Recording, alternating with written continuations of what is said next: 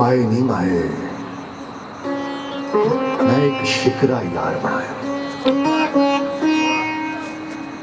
माए नी माए, मैं एक शिकरा यार बनाया। ओदे सिर ते कलगी ते ओदे पैरी झांझर ते ओ जोग चुकेंदा आया।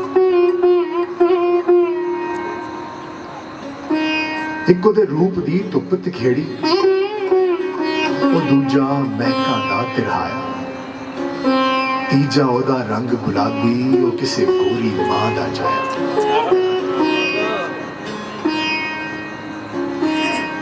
इश्के दा एक पलंग निवाड़ी, वैसा चाननिया विच डाया।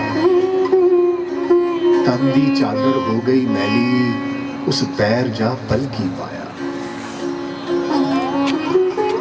दुखड़ मेरे नैना दे कोहे ते विच हड़ हंजुआं दा आया।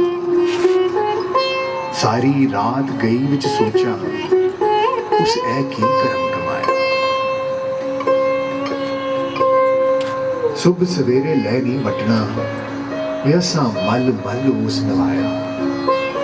दही दे विचों निकलन चिन्ह, साडा हथ गया। चूरी कुट्टा क्यों खाऊंगा, वे असां दिल दा मास खाया। एक उडारी ऐसी माए, तो मुड़ बदली ना आया। माए नहीं, मैं एक शिकरा यार।